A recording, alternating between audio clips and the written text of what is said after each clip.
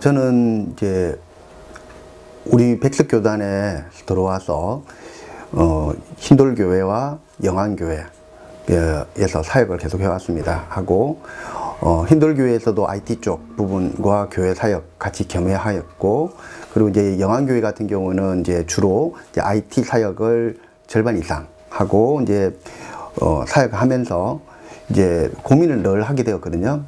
이 사역을 내가 평생을 할 거냐, 아니면 일반 목회를 할 거냐에 대한 고민을 했어요. 그러다가 특별한 계기를 통해서 내가 평생을 할 수 있고 내가 좋아하고 하나님의 일을 할 수 있는 사역이 뭘까, 그거 고민하다가 나왔던 것이 전문 사역을 좀 해야 되겠다.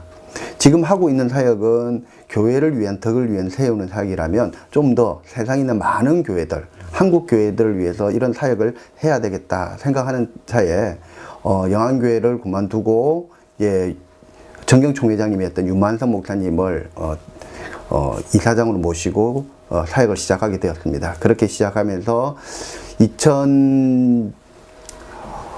2007년에 법인을 시작했고요. 법인을 시작했고, 그 당시 지식경제부, 이제 문광부가 아닌 지식경제부에서 IT 전문 기관으로서의 법인으로서 사역을 첫걸음을 시작했죠. 그래서 그 사역을 시작했고, 그 사역을 시작하면서 좀 더 이 연구원이 한국 교회를 위해서 어떤 일을 할 거냐 고민을 많이 했습니다.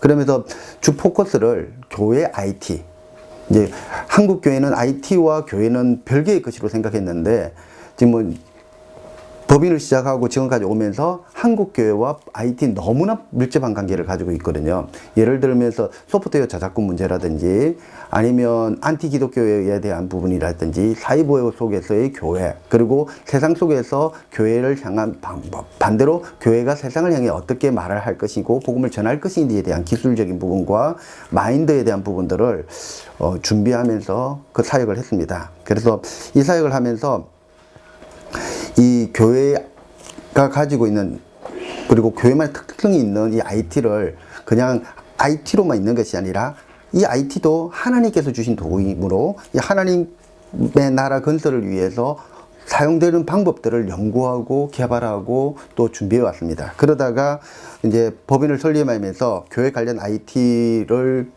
연구하고 개발하고 또 보급함으로써 한국 교회가 건강하게 성장할 수 있도록 법인을 시작하고 준비하게 됐다고 생각되어집니다.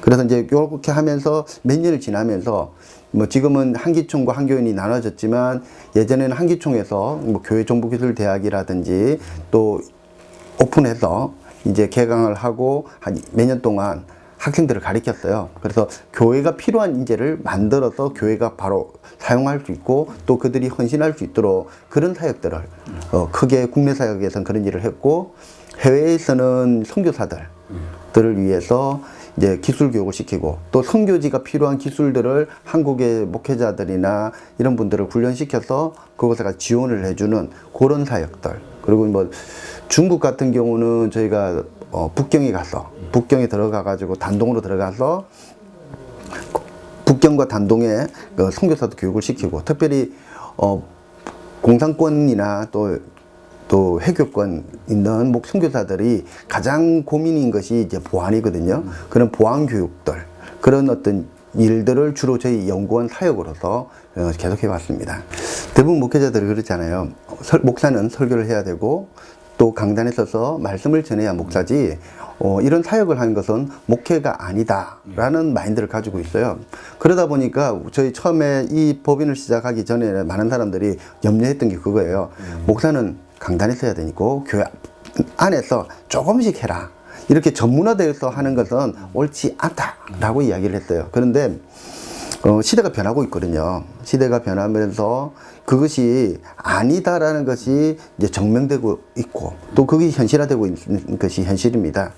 특별히 이제 제가 이 사역을 하면서 강단에서 설교할 기회가 많지 않는 건 사실입니다. 그러나 이 사역 자체가 하나님 나라 확장을 위한 것이고, 그런 입장에서 볼 때 결코 이 사역이 잘못됐다고 생각하지 않습니다. 조금 다를 뿐이지. 사람들은 틀리다라고 생각을 하지만 저는 다르다고 저는 이야기하고 있거든요. 전문 사역은 틀린 것이 아니라, 목회자들이 바라봤을 때 이건 틀린 것이 아니라 다른 사역이다. 다른 사역을 인정하는 것은 차별성도 있고 차이를 인정하는 거기 때문에 그것이 서로가 공생하는 방법이거든요. 만약에 한국 교회가 여러 가지 지금 문제들이 많이 있는데 이렇게 전문화된 사역자들이 없다면 목회자들이 해결할 수 없는 것들이 너무 많아요. 법적으로도 그런 것도 있고, 특별히 우리 IT 관련된 것은 뭐 지적재산권 문제라든지 또 안티나 또 이단이나 또 이런 부분들, 그런 부분들을 해결할 수 있는 사람이 목회자는 못하거든요. 이런 전문가들이 있었기 때문에 또 가능하고, 또 간혹 이제 법적인 문제가 생겼을 때 그런 전문 분야에 있는 목회자들이 그걸 해결해 줄 수가 있기 때문에 이런 전문화 되는 부분을 목회자들을 그냥 틀리다가 아닌 다르다는 관점에서, 그리고 그 사람들이 있기 때문에 우리 사역을 더 안전하게 할 수 있고 더 편안하게 그리고 지속적으로 할 수 있다라는 생각을 가진다면 좋지 않겠나라는 생각이 들고요. 그리고 그런 관점에서 제가 하는 사역들은 그들과 좀 다른 사역이지만 나름대로의 어떤 전문화되고 또 다양화된 사역 중에 하나라고 저는 생각되어집니다. 세상은 굉장히 많이 바뀌고 있고요. 또 그 변화 속에 저희 연구원이 서 있는 건 사실입니다. 근데 목회자들이 앞서 언급했지만 복음사역, 말씀사역만 생각하잖아요. 근데 예수님 시대 그리고 사도 바울이 복음을 전하실 때도요, 그들이 복음을 전하는 것이 로마가 닦아놓은 그 길을 통해서 복음을 전한 것처럼 하나님께서 이 시대에 우리에게 준 이 IT를 통해서 하나님께서 복음을 전하고자 하는 도구로도 사용하고 계시다는 사실이거든요. 근데 그런 도구가 이 시대에 맞추어서 계속 와왔고, 그런 시대가 이제 한국 교회가 지금 이제 한국 사회가 고령화되고 있고, 또 한국 교회 자체에서 교회 내부도 고령화되고 있는 건 사실이거든요. 그랬을 때 이런 고령화되면서 또 일어날 수 있는 것이 또 전문화되는 부분들이 또 일어나고 있는 게 사실입니다. 한국 교회가 10년 전만 해도 한 1000만 성도, 그리고 목회자들 가 약 한 10% 이상 그 10년 전보다 증가하고, 교회도요 한 10% 정도 증가했거든요. 그런데 성도들은 도리어 감소되고 있고, 그리고 교회가 딸수록 그 구성원들이 점점 고령화됨으로써 생기는 문제들이 이제 점점 일어나고 있고, 예전에는 그 고령화 때문에 생기는 문제는 별로 중요하게 여기지 않았거든요. 그런데 이제는 교회 구성원이 늘 고령화되고, 담임 목회자도 이제 은퇴할 때쯤 되면 이제 고령화로 인해서 이제 다음, 예전에는 그 언급이라든지 여러 가지 보장을 했죠. 근데 지금은 그럴 수 없는 그런 교회의 어떤 부분들, 그리고 예전에는 성도들이 11조와 감사헌금들이 내는 분들이 많았는데, 이게 이제 역삼각형화가 되다 보니까 이런 부분들이 이제 약해지고, 또 이래서 간에서 생기는 갈등도 나오게 되고, 그런 부분이 이제 한국 교회가 이제 당연한 문제가 되었지 않겠는가. 특별히 목회자들이 이제 평생 65세까지 목회를 하다가 이제 은퇴를 하잖아요. 그러면 이제 어떻게 목회를 할 것인지에 대한 부분도 남은 생을 어떻게 살 것인지에도 고민하게 되고, 또한 목회를 하는데 이제 대형교회화 되고, 그리고 이제 고령화되면서 이제 작은 교회들은 어떻게 해서 목회를 해서 하나님 나라를 만들어 나갈 거냐에 대한 고민을 안 할 수가 없거든요. 그러면서 이 부분을 하면서 교회들이 이제 안고 있는 부분을, 이 시대에서 살아남을 수 있고 또 하나님 나라를 확장시키기 위해서는 우리 교회만의 전문화된 것들이 필요하다. 그 전문화된다는 것은 나만의 어떤 브랜드를 만들고, 그 교회만이 가지는 브랜드, 그런 색깔, 그러면서 거기에 약물이들이 들어와서 꼴을 얻고 나갈 수 있는 전문화된 교회, 그러면서 또 다양한 교회들이 필요하지 않는가, 그렇게 생각되어집니다. 그런데 대부분 목회자들은 이런 전문화나 다양화되고 고령화되는 걸 알고 있어요. 근데 기존 목회자들은 획일화된 사고를 가지고 있어요. 앞서 말한 것처럼 목회는 이거다, 그 외에는 아니다라고 생각합니다. 근데 그분들한테 저는 이를 말씀드려요. 만나는 분들한테 지금이 하는 것이 가장 최선입니까? 저는 또 그분들은 또 그 이야기합니다. 한 달 후에 죽으면, 그리고 지금 한 사역이 잘했다고 느끼십니까? 그리고 이 사역을 100세까지 하신다면 하실 수 있는 겁니까? 라고 묻습니다. 그러면 대부분들은 아닙니다라고 이야기를 해요. 왜냐하면 그까지 생각해 본 적이 없기 때문에.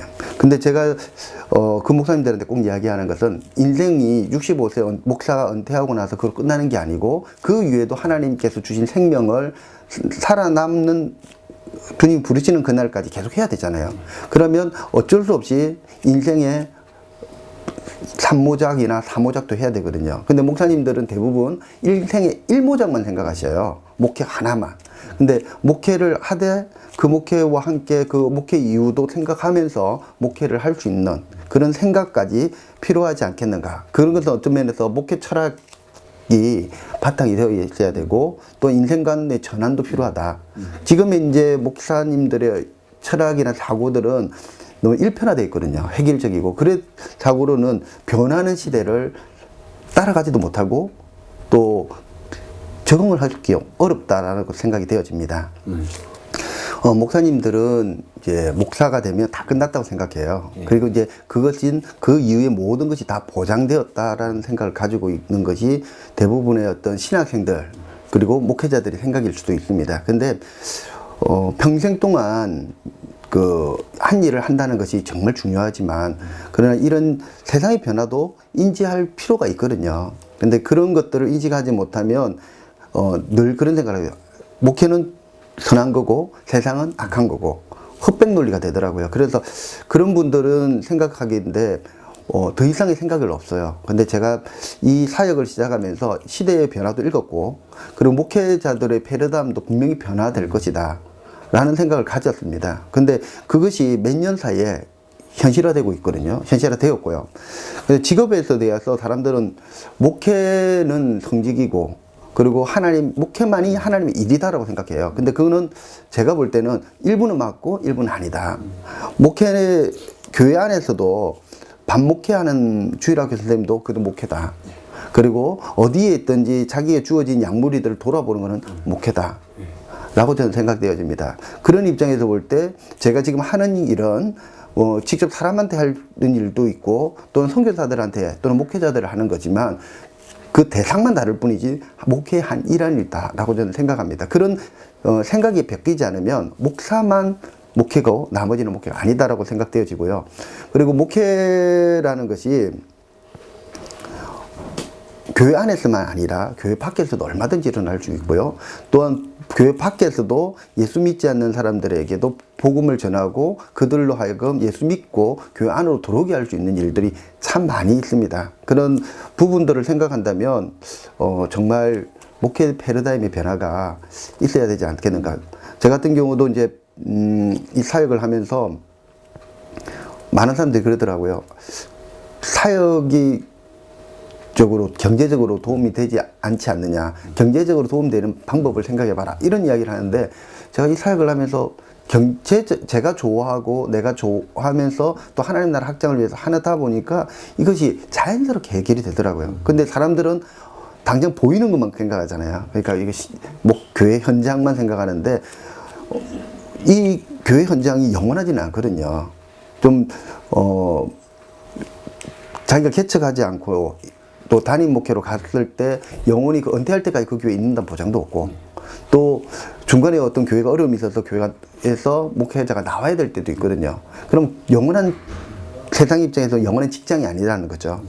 그리고 또 목회라는 것이 65세까지만 있는 것이 아니고 그 이후에 남은 삶도 살아야 되기 때문에 그런 부분들을 대한 어떤 패러다임의 변화가 없이는 우리가 참 어려움을 많이 겪게 되더라고요. 제가 한 예로 개척교 목사님 일을 봤어요. 담임 목회를 그 부교육자를 하다가 개척을 했는데 개척을 하고 나서 적응하는 데 걸리는 시간이 최소 3년이더라고요. 왜 3년이냐면 기성교회의 패러다임을 가지고 있다가 개척을 하니까 자기 목회고 현실이거든요. 그러니까 그것 때문에 갈등을 하는데 3년 걸리더라고요. 기성교회에서 설교하는 방식과 개척교회 다르고 그리고 또 목회 자체의 여러 가지 경제적인 부분들도 다르고 이러니까 그것 때문에 갈등 때문에 3년을 고생하더라고요. 근데 만약에 패러다임이 변화했다면 그 3년을 1년으로 줄일 수도 있거든요. 근데 3년 동안 모든 상처를 다 받아요. 그래서 목회를 할 거냐 안 할 거냐에 대한 갈등과 목회가 아닌 직업으로 바뀌어버리더라고요. 목사 이꼬르 직업. 그래서 잘못됨으로써 생기는 문제가 더 많아지더라. 그러면 조금 시대의 변화를 읽고 목회의 패러다임만 바뀐다면 이런 것들도 충분히 어렵지 않게 해결해 나가지 않겠나 그런 생각이 되어집니다. 저희 연구원 사역 중에 한 부분이 지역 분석하는 게 있습니다. 미국이나 서구에서는 그 개척을 하기 전에 지역을 분석을 해요. 그 지역에 교회가 들어가면 그 지역에 어떤 영향력이 미칠 것인지 고민하거든요. 그냥 신학교가 나왔으니까 이제 목사가 되었으니까 개척해야 되는 게 아니고 그 지역에 가서 그 지역의 성향을 분석을 해요. 그 지역의 주민들은 어떤 사람들이 살고 그 지역에 학생들이 얼마나 있으며 그 지역은 어떤 소득이 얼마이고 또 이런 모든 부분들을 지역 분석에서 다루고 있습니다. 그래서 지역 분석에는 뭐 그 지역의 주민들의 성향이라든지 소득이라든지 그리고 직장이 어디로 가든지 어디에 살고 있는지 또 그분들의 직업이 무엇인지 이런 것을 면밀히 한 20여 가지를 분석을 해서 그 코드와 내가 목회하는 코드가 맞는지 안 맞는지를 찾아요. 만약에 전혀 다르다면 그 교회, 그 지역에 가서 개척을 하면 실패를 하거든요. 그러니까 그 지역에 대한 모든 지역 분석을 이룬 베이스 위에 내가 목회가 가지고 있는 나의 성향도 분석해서 매치가 맞아 떨어지면 그곳에 개척을 하거든요. 근데 한국에는 대부분 목회자들이 개척을 하면 내가 살았던, 내가 알고 있는 그런 곳에 주로 개척을 해요. 그러다 보니까 한계를 자기가 잘 안다고 하지만 실은 잘 안 알지는 못해요. 왜냐하면 그 동네 아파트 세대가 몇 세대 있고 그 동네에 어떤 사람들의 성향이 있는지는 보이는 거하고 보이지 않는 차이가 많거든요. 근데 그런 부분들이 차이가 모르고 개척하시는 분들이 많더라고요. 그래서 지역 분석을 통해서 그런 것들을 면밀히 분석을 하고 그리고 이제 기성교회 같은 경우는 이제 지역 분석과 교회 분석 그리고 목회자 분석을 통해서 그 교회의 어떤 성향을 만들어요. 아, 이 교회는 이런 교회가 맞겠다. 그래서 그 교회에 맞는 그 교회만의 브랜드 그리고 그 브랜드의 중심에는 목회자의 그 비전과 목회 방침이 들어가 있겠죠. 그것을 융합해 가지고 브랜드 처치를 만들어서 나가도록 기성교회는 하고요. 개척교회 같은 경우는 아예 지역 분석을 해서 그 지역이 주민들이 뭐가 원하는가. 이제 한국에서도 이제 그렇게 한 교회들이 좀 여러 나오고 있고요. 그리고 특별히 지역 분석을 통해서 그 지역이 필요한 것을 찾아서 목회하자라는 게 제 포커스 중에 하나거든요. 대부분 목회자들은 공급자 위주잖아요.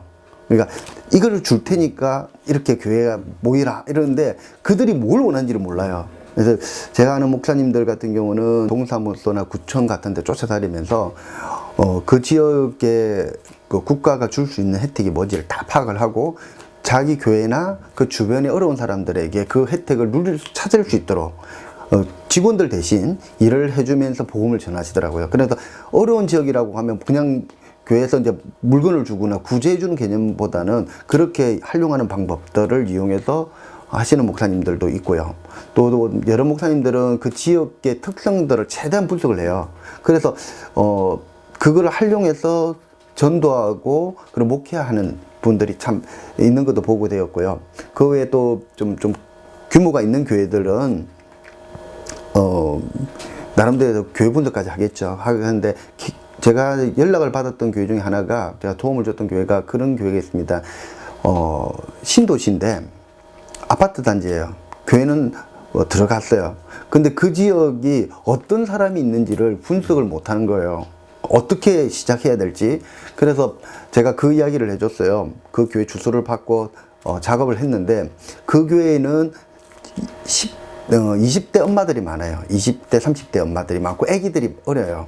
그래서 그쪽에 맞는 부분들의 목회가 필요합니다. 그리고 그 아이들이 많이 갈 수밖에 없는 지역 패턴을 분석을 해줬어요. 그러니까 유치원이 어디가 가깝고 어디와 연결되어 있고 또 병원이 어디고 그럼 이분들이 그런 세대인 사람 병원을 많이 어느 병원에 가야 되고 그러면 그쪽에 전도를 나가십시오. 그리고 어떤 쪽에 하면 됩니다라는 방법들을 좀 많이 알려줬거든요. 그래서 그 지역에 맞는 것들을 분석한다는 것은 어떤 면에서 모든 타겟을 잡을 수가 없거든요. 그래서 이 지역 분석을 하면서 목회와 전도에 관련됐을 때 꼭 이야기하는 것은 예전에는 주일학교부터 장년부까지 다 잡았잖아요. 그래서 그것이 다 잡아야지 목회한다고 생각했는데 개척교회 입장에서 담임 목사가 유치부부터 장년부까지 다 잡기는 생각보다 어렵거든요. 그래서 그 지역의 특성을 분석을 해서 자기가 잘하는 것과 접목시켜서 그게 맞는 목회 포커스를 맞춰서 할 수 있도록 제안을 했습니다. 제가 아는 교회는 또 그 목사님은 주일학교가 없어요. 주일학교가 없는데 장년부들하고 같이 예배를 드려요. 그러니까 드리는데 그 교회는 청년 목회를 해요. 청년 목회를 10년 동안 했는데 그 사람들이 장년부가 됐거든요. 그래서 지금 이제 한 8, 90명 내는 장년부가 되는 교회가 됐습니다. 그 지역을 분석하고 전문화되고 타겟을 정확하게 잡고 목회하면서 교회를 성장시키는 그런 목회가 전문화되었고 그게 이제 나아지지 않겠는가 그런 생각이 많이 되어집니다.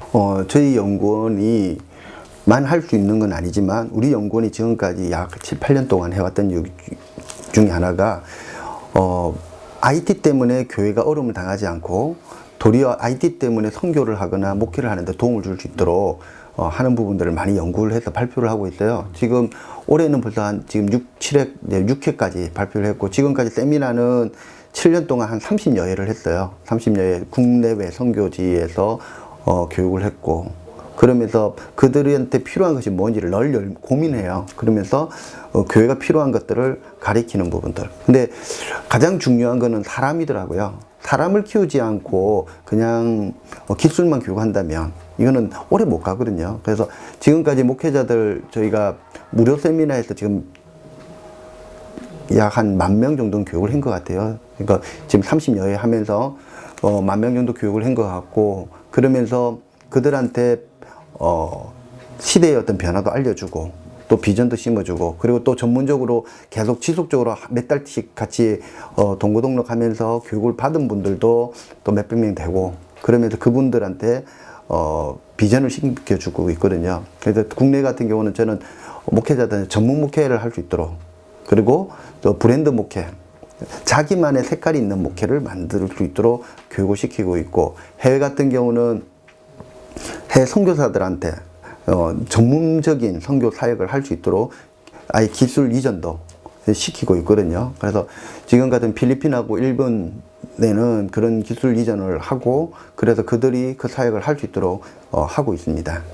신학생들은 이제 신학에 들어오면서 이전의 경험이나 또는 능력이나 다 덮어버리는 분들이 참 많이 있더라고요. 그래서 졸업을 하고 나면 나는 오직 목회만 하겠다. 그 목회가 하나님의 일이고 다른 것은 세상의 일이니까 관심을 안 가져요. 근데 저는 꼭 신학생들한테 이야기하고 싶은 것은 자신의 과거의 경험과 그리고 능력들을 100분 할인해서 목회 사역에 올인을 했으면 좋겠다라고 저는 생각되어집니다. 그래서 자신이 가지고 있는 능력, 자신이 할 수 있는 일, 자기가 잘하는 일과 목회와 접목시켜라. 그냥 선배들이 이렇게 했으니까 한다라는 그런 답습식 교육이 아니라 내가 잘하고 내가 좋아하는 것을 내가 목회사에게 접목해서 졸업 후에 내가 뭘 할 것인지를 생각해라. 신학교 4년과 대학원 3년 그리고 목사 안수 받을 때까지 10년 정도 걸려요. 그 10년 동안 내가 고민을 한다면 새로운 목회 사역을 개척해 나갈 수 있거든요. 근데 대부분 신학교는 신학교대로 졸업하고 대학원 가서 3년 동안 뭔가 준비한다. 졸업하고 나서 뭘 하겠다? 졸업 연도에 뭘 하겠다 하면 다 실패를 하더라고요. 그리고 이것이 목회도 마찬가지고 선교 사역도 마찬가지라고 생각되어집니다. 그래서 졸업 후에 사역을 미리 준비하고 계획하고 해야 되지 않겠는가. 그것이 제가 부탁드리고 싶은 거고요. 그리고 교회 안에서만 사역이 다다라고 생각하지 않았으면 좋겠습니다. 교회 안의 사역은 일부예요.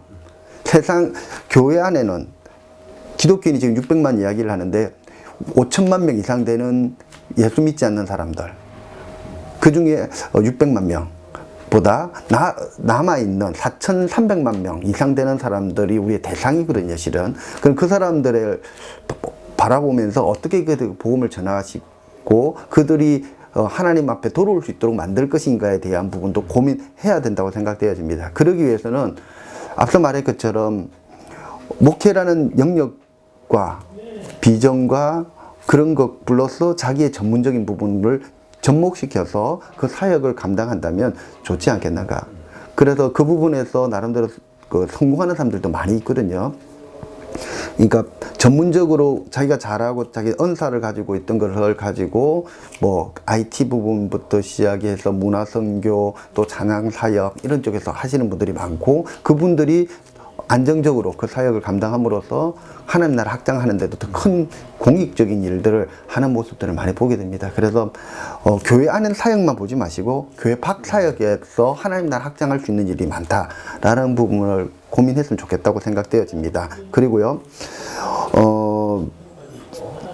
전문화 사역을 하다 보니까 혼자 할 수 없는 일이 많거든요. 네트워크를 통해서 해야 될 부분들이 있고요. 그리고 네트워크를 함으로써 더 큰 시너지 효과를 더 많이 가질 수 있어요. 그래서 제가 볼 때는 IT부터 시작해서 또 다양한 사역들을 접목시킬 수 있도록 좀 학교나 그리고 교단 어른들이 또 인식이 좀 변화되면 더 좋지 않겠나. 그것이 네트워크가 이루어지면 상상할 수 없는 그 힘을 발휘하고 그것이 또 한국 교회를 섬기고 더 나아가서 세상을 섬김으로써 하나님의 사랑을 널리 전할 수 있는 부분이 되지 않겠는가 생각되어집니다. 그래서 이런 전문화된 사람들이 또 모여서 또 좋은 멘토가 되고 또 신학생들이 멘티가 되어서 따라오면서 더 나은 전문 사역이 되지 않겠나. 단순하게 교회 안에만 보지 말고 멘토와 멘티들이 모여서 하나님 나라를 위한 어떤 새로운 출발점이 되면 좋다고 생각되어집니다. 예.